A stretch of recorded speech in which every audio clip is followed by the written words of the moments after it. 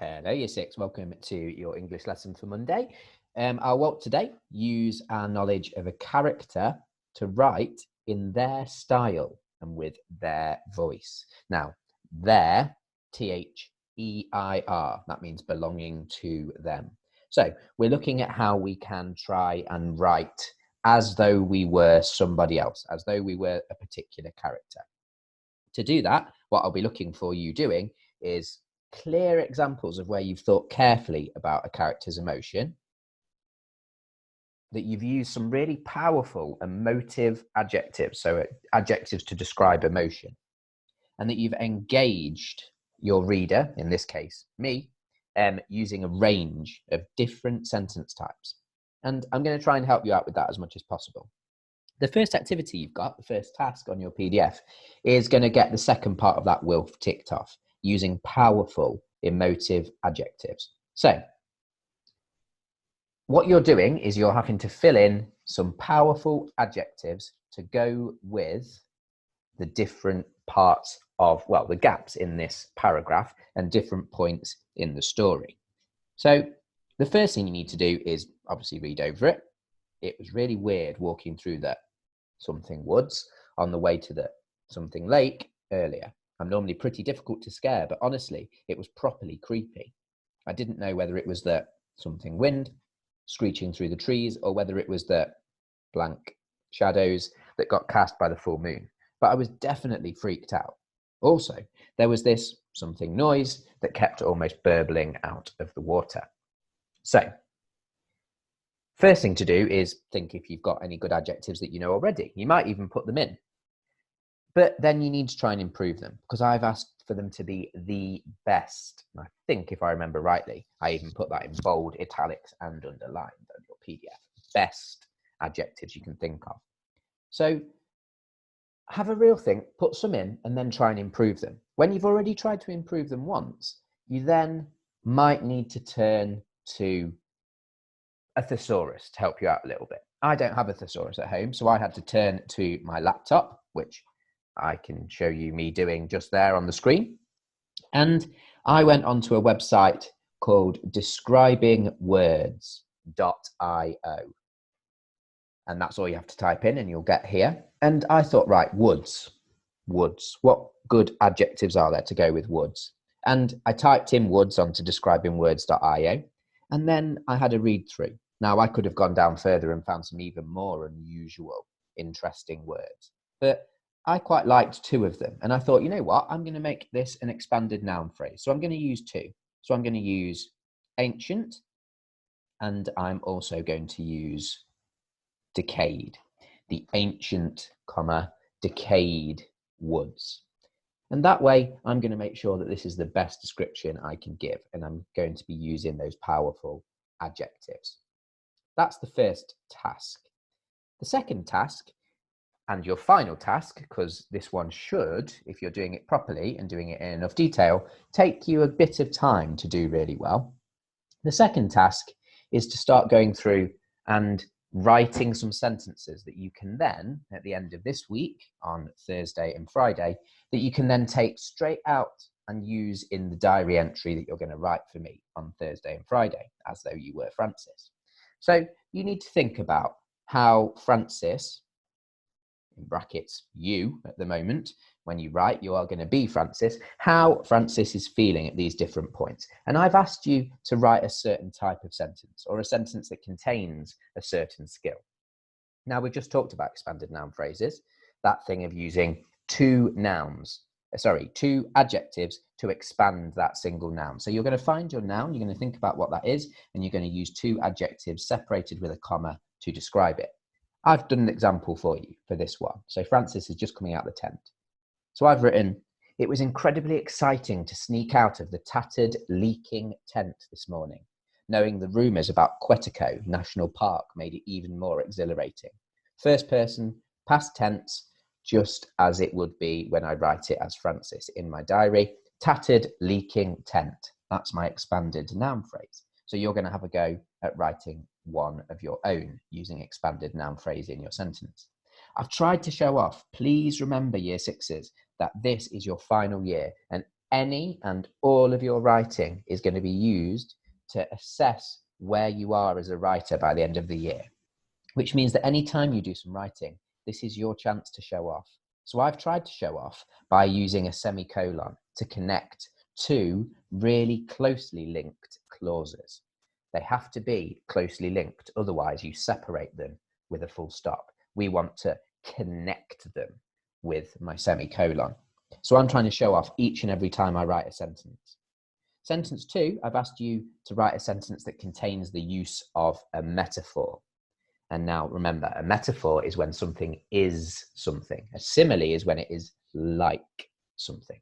So here I've done my light, brackets, me showing off again, brackets, the only thing stopping me tripping over all the scattered bracken.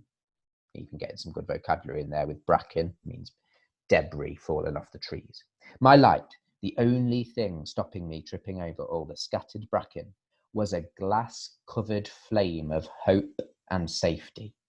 So, because I've said it was a glass-covered flame of hope and safety, it's not really a flame of hope and safety, but I'm saying it was.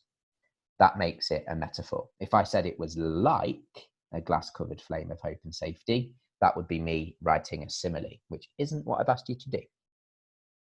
Okay, for sentence 3, I've asked you to make sure your sentence contains a subordinate clause. To be a subordinate clause, it needs to contain a subordinating conjunction.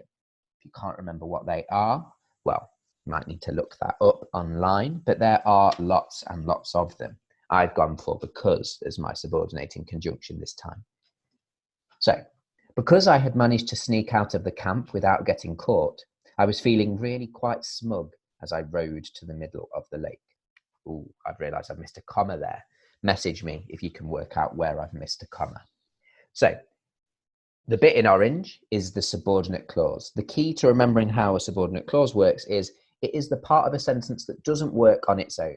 So you can take it out and the rest of the sentence will still make sense. So if I read just the white bit, I was feeling really quite smug as I rowed to the middle of the lake. That makes sense on its own. That means the subordinate clause is the other bit, which won't make sense on its own. Let's test that. I'll read just the orange bit this time. Because I had managed to sneak out of the camp without getting caught. That doesn't make any sense on its own. There needs to be more. It's leading to something, but it doesn't ever get there. So it is a subordinate clause. It also can work either way round. The subordinate clause can come before the main clause or after the main clause. So I could say, I was feeling really quite smug as I rowed to the middle of the lake, comma, because I had managed to sneak out of the camp without getting caught. That's one of the key things about a subordinate clause. It can go before or it can go after the main clause. It will always also be connected with a comma. Okay, sentence 4. Back to clauses again. This time I've asked you to choose a relative clause.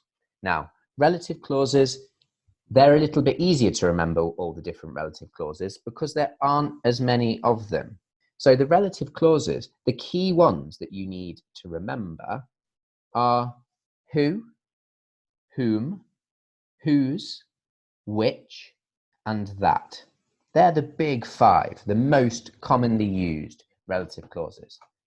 And we use them, again, like a subordinate clause. They can come after the main clause, or, and this is where they're different to a subordinate clause, they can split the main clause up, as you will see here. My main clause here is the white bit. The aurora borealis was so stunning tonight that I could barely tear my eyes away from it. That's the main clause. But then I've added a subordinate clause to add some more detail about the noun, about the subject of that sentence, in this case, the aurora borealis. So I've put the aurora borealis, comma, which seems to me to be a natural firework display in the sky, comma, was so stunning tonight that I could barely tear my eyes away from it. If you are putting it inside the main clause, it is going to need 2 commas, one before it starts and one when it finishes. That's how you slot it straight into the middle with those 2 commas. If you're putting it after the main clause, you just need 1 comma and then a full stop at the end. But remember, it's going to be one of those 5 words: who, whom, whose, which, or that. Okay, sentence number 5. I've asked you to use one of Alan Peat and his exciting sentence types. Now, if you're in Cyprus, you'll know exactly what they mean. If you're in Banyan, you may not have looked at those Alan Peat exciting sentence types. So I'll go over for you what the 3ED sentence means. 3ED just means that you list 3 past tense describing words, 3 past tense adjectives. In this case, I've opened with them. You can see there, 3ED at the end. Terrified, ED at the end. Startled, ED at the end. And entirely confused, ED at the end. So that's the 3ED sentence types. You give 3 adjectives, and then you explain what those 3 adjectives are describing. So my overall sentence is terrified, startled, and entirely confused. I was so determined to find out what that terrible knocking sound was that I leant over the edge of the boat. And because I'm showing off a bit, I've also put a relative clause at the end of the sentence, with that being put in with a comma. Finally, and another Alan Peat sentence type, for sentence 6, you're going to do a tell and show 3 examples. Now, Cyprus, I know that you love using this one, so I'm expecting some really good things from you. Banyan, it's another really simple one, but it's a really powerful authorial technique, really sparks and makes your writing that bit more exciting.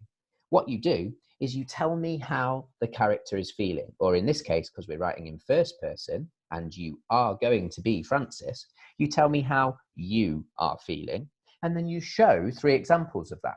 So it kind of builds on your inference skills, which is useful because that's what the big read was today. So a tell and show 3 examples looks a bit like this. You tell the reader how your character or how you are feeling, and then you show 3 examples of how that emotion can be seen. So I was feeling increasingly petrified, eyes widening, fists clenching, goosebumps prickling over my skin. So you can see I was feeling increasingly petrified. That is you telling me how you were feeling. You've then got 3 examples. Don't know why the eyes widening hasn't gone orange. It should have done, but there we are. So tell, I was feeling increasingly petrified, semicolon, after you've told, and then 3 examples separated with commas. I was feeling increasingly petrified, eyes widening, fists clenching, goosebumps prickling over my skin. That is an example of the tell, show 3 examples sentence types. Okay, that's a lot to take in. You might decide that what you want to do is play this video again, but stop it after each description for each sentence so that you know clearly what it is that you need to do each time you're asked to do it.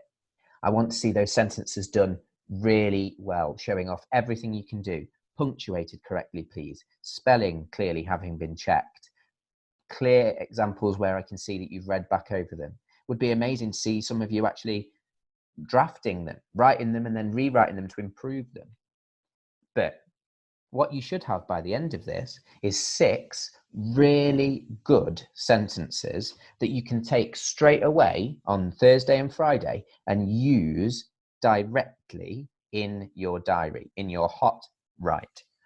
That way, you're saving yourself time. If you rush through this or only do a bit of a half effort style job, it's a waste of your time and you'll just end up doing it again in class when we're back in school.